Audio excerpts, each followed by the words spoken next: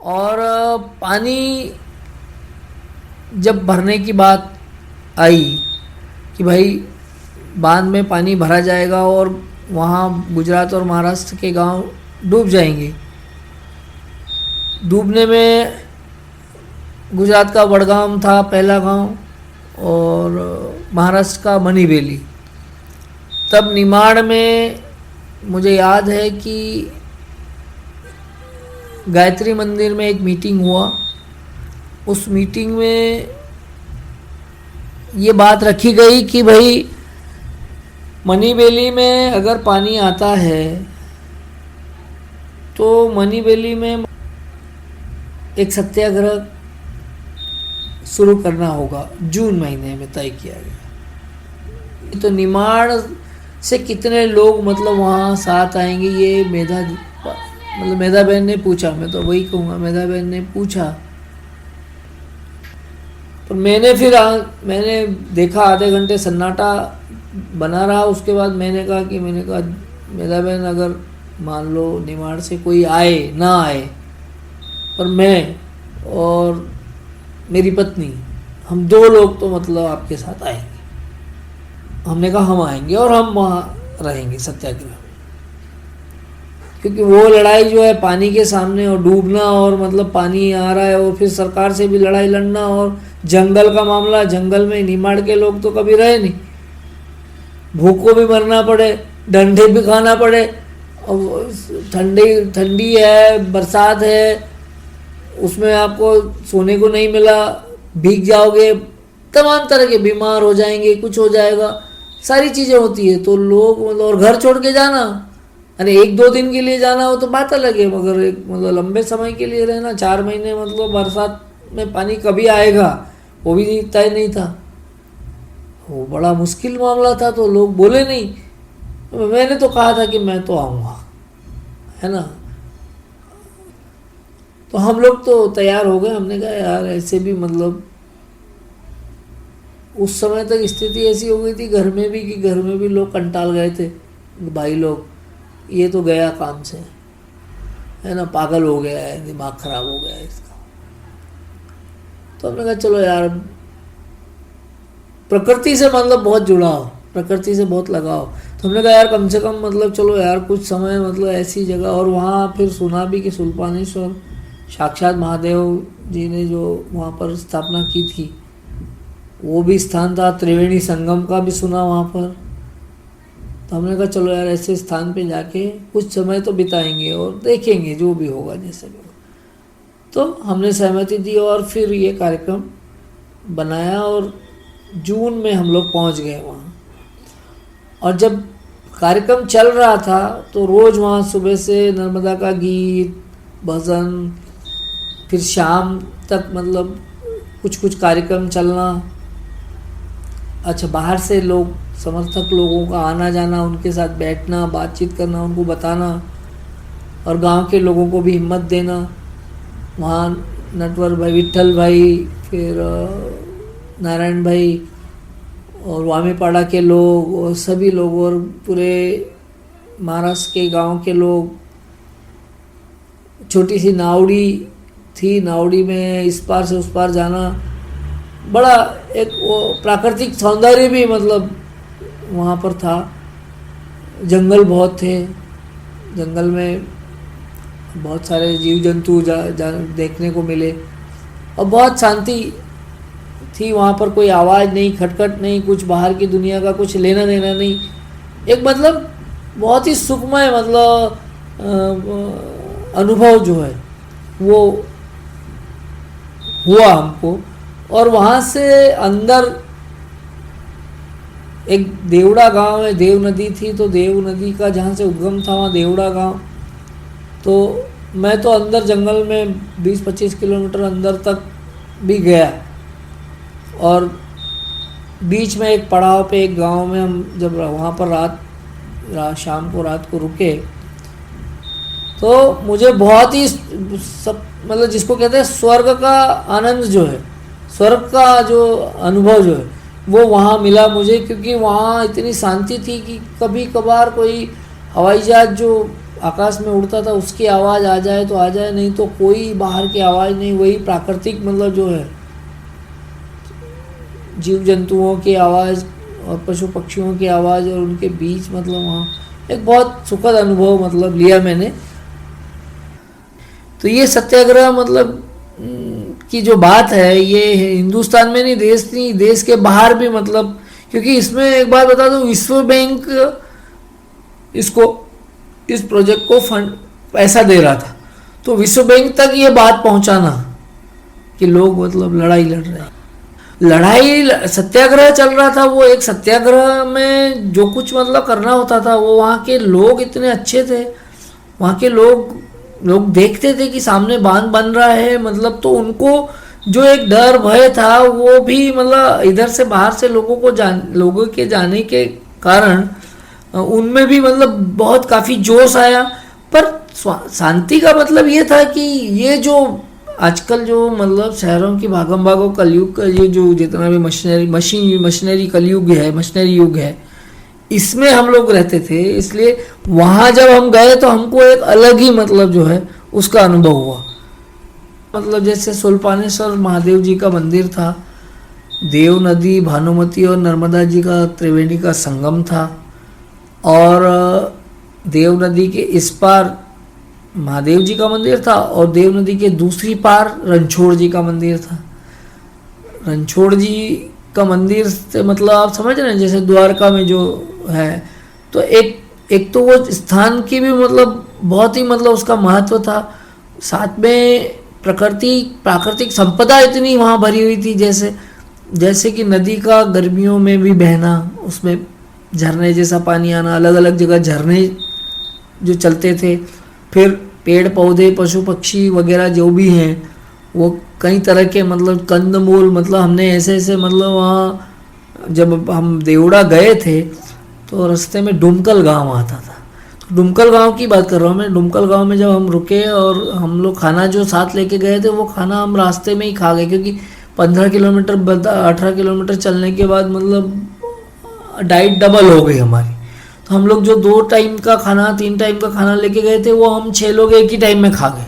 अभी उसके बाद भूख लगी तो क्या करना, तो फिर वो जो विट्ठल भाई जो है वो जानकार थे, तो वो वहाँ पर थोड़ा अंदर घुसे जंगल में और वहाँ से कुछ एक अच्छा सा लंबा सा मतलब वो लेके आए पेड़ काट के, और उसकी पत्तियाँ निकाल दी और उसको छील के उन्होंने हमको खाने को दिया, तो बहुत स्वादिष्ट लगा और उससे हमने पेट भर खाया सब लोगों ने।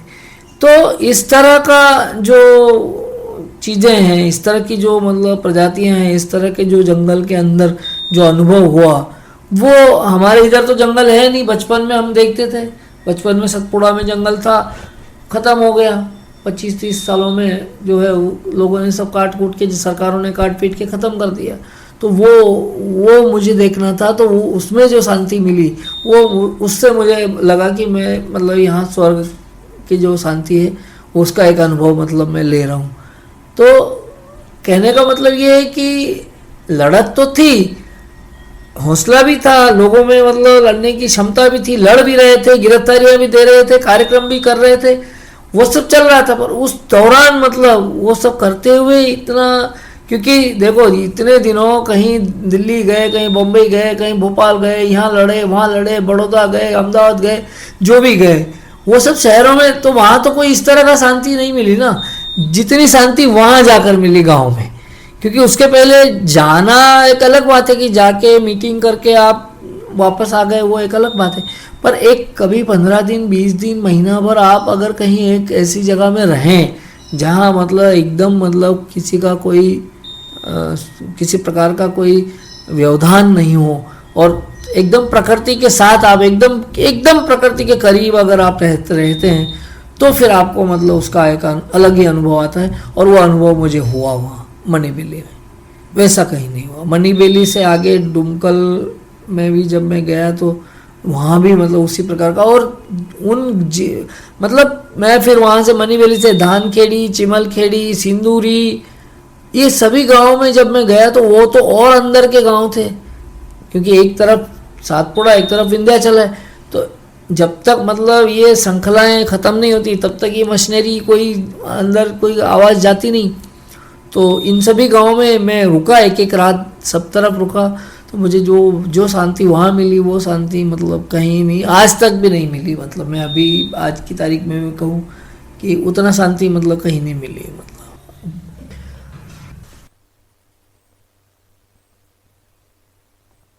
क्योंकि नर्मदा नदी जो है ये पूरी सातपुड़ा विंध्याचल जो पर्वतीय श्रृंखलाओं के बीच में बहती है और अमरकंटक से निकलकर भरूच तक जाती है, और इसके किनारे, दोनों किनारों पे 900 नाले और 99 नदियों का पानी मिलता है, और ये पानी समंदर में जाता है। तो जो हजारों बरस से जो गांव इसके किनारे बसे हुए हैं, वो गांव और वो जमीन जो पठार की जमीन है, बहुत ही उपजाऊ है, वो पूरा क्षेत्र को ख़त्म करना, और नदी, नर्मदा नदी मुख्य नदी जो है वो पानी की निकासी का काम करती है।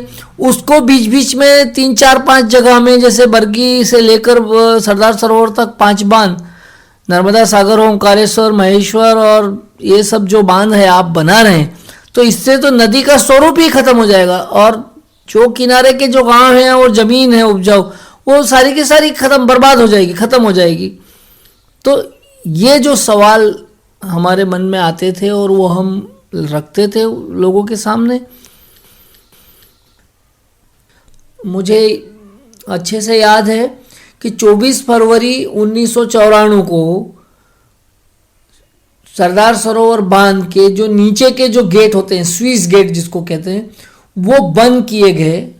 और चूंकि मुझे व्यक्तिगत इसलिए याद है कि जब 24 तारीख को ये बंद किए गए, दरवाजे बंद करने से पानी चढ़ने लगा, और वो पानी जब चढ़ रहा था उसी दौरान मेरे घर में कुछ कार्यक्रम हुआ था। तो उस कार्यक्रम के साथ मतलब मेरी माँ, जिनका कि आंदोलन में सन 1990 से जब से मैं सक्रिय हुआ तब से उनका भागीदारी थी, और वो अग्रणी थी, क्योंकि 22 फरवरी का जो कार्यक्रम बांध पे जाने का हुआ उसमें वो साथ में मेरे गई थी, और वहाँ पर मतलब और गांव की महिलाएं भी गई थी, और वहाँ गिरफ्तारियाँ भी दी थी और बहुत ताकत दिखाई थी। तो उनका मतलब जो इच्छा थी कि जो मणिबेली में जो जहाँ तक वो उस समय पहुँच नहीं पाई थी, तो वहाँ शूलपाणेश्वर मंदिर जो है वो डूब जाएगा और मणिबेली के लोग डूब जाएंगे। तो मैं और मेरी पत्नी और हम लोग जहाँ सत्याग्रह में मणिबेली में रहे थे, तो उनकी ये इच्छा थी कि एक बारी मणिबेली जाना चाहिए। और मणिबेली जाने के लिए उन्होंने वहाँ के गांव के लोगों के लिए भोजन बनवाया पक्का, मतलब यहाँ हमारे घर इतने परिवार है, उन सभी परिवारों को मैं उस थाली में भोजन से भरी हुई थाली मतलब मैं सभी लोगों को मेरे हाथ से दूंगी, ये उनकी इच्छा थी। और ये हमने पूरा किया, और जितने मणिबेली के गांव के लोग थे उनकी संख्या गिन के उतना सब जुटा के मैं, मेरी माँ, मेरे मामा, मेरी बुआ, इनको लेकर मैं मणिबेली के लिए मतलब निकला 25 तारीख को। और मैं 25 तारीख को जब वहाँ पहुँचा तो एक दृश्य मैंने देखा कि पानी जो है वो जब हम किनारे पे गए तो पानी धीरे धीरे धीरे धीरे धीरे धीरे बढ़ रहा था। पानी का स्तर जो है वो बढ़ते जा रहा था, क्योंकि स्विस गेट बंद कर दिए गए ना। तो स्विस गेट बंद होने के बाद, क्योंकि बांध तो काफ़ी बन चुका था, तो पानी चढ़ रहा था। तो मैंने मेरी माँ को सबको दिखाया, मैंने कहा देखो ये पानी चढ़ रहा है और कुछ ही समय में मतलब जो है कुछ दिनों में यहाँ सब पानी भर जाएगा।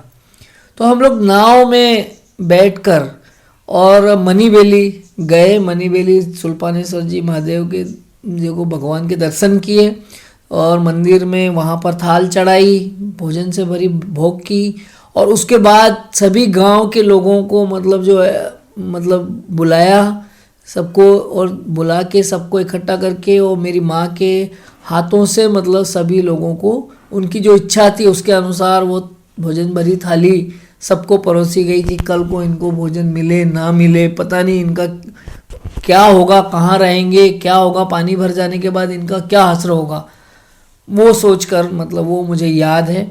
और जब हम वहाँ से 2 दिन के बाद जब हम वापस लौटे तो उसके 1 हफ्ते के बाद ये जानकारी मिली कि शूलपाणेश्वर मंदिर जो है उसके मंदिर के अंदर पानी घुस गया है और आधा मंदिर डूब चुका है। तो उसके बाद मेरे और कुछ रिश्तेदारों ने कहा कि हम भी देखना चाहते हैं। तो मैंने कहा अब वहाँ मतलब जो है पानी भर चुका है, अब उसका कोई मतलब नहीं, अब जाने से कोई मतलब नहीं। वो स्विच गेट बंद कर दिए गए और जब वो डूब आई तो खेतों तक ज़मीनों तक भी, वड़गांव में भूला भाई मोती का घर पहले डूबा, उसके बाद शंकर कागड़ा और जो भूला भाई वहाँ बैठे हुए थे उनका घर मतलब जो है पानी से घिर गया और पानी में डूब गया।